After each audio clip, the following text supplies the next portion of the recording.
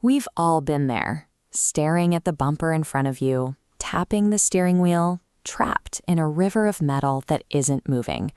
Gridlock represents the physical collapse of a highly complex mathematical system.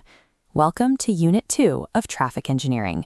Here, we calculate exactly how many vehicles a road can handle, grade the efficiency of the flow, and mathematically decode the physics of what happens when cars collide. Your daily commute is a delicate balancing act of variables. Let's break down the math that keeps us moving. To understand traffic, engineers start with a theoretical void. Imagine a scenario where every vehicle is exactly the same size, driven by perfectly rational robots, moving at a constant, uniform speed. This gives us basic capacity. We measure this using a foundational equation. C equals 1000 V divided by S. C is the capacity of a single lane, V is the speed of the vehicles, and S is the space between them. Higher speeds usually require higher braking distances. As velocity increases, the safe gap between cars, the S variable, must expand so drastically that the total volume of cars the lane can handle eventually hits a hard mathematical ceiling. Of course, human beings are less predictable than robots. Practical capacity factors in the friction of the real world. Narrow lanes, heavy rain, or a driver hesitating at a yellow light.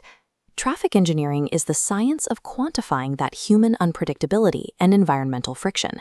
To accurately calculate real-world capacity, engineers must first solve a measurement problem. They have to plug vehicles into an equation when the traffic stream is an unpredictable mix of different sizes, weights, and speeds. Look at this street scene. A slow-moving bullet cart occupies the same space and lane as a nimble modern car. Engineers solve this using the passenger car unit, or PCU. The PCU standardizes the chaos by converting everything into a baseline passenger car.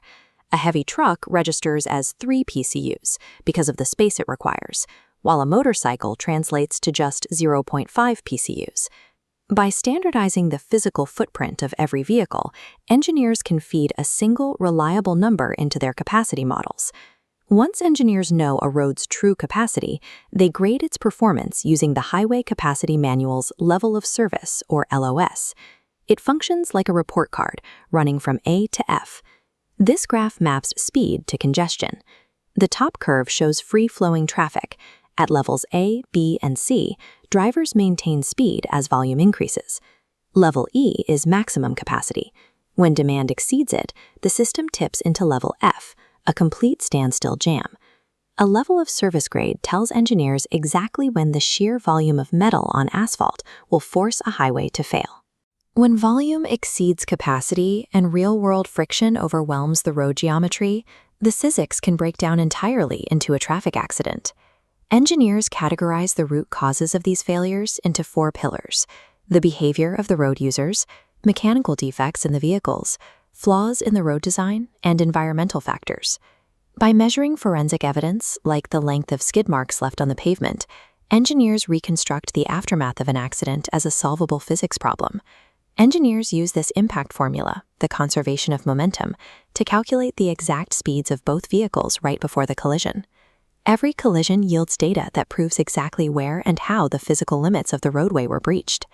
Traffic engineers analyze the physics of a crash to design the corrective geometric treatments that save lives.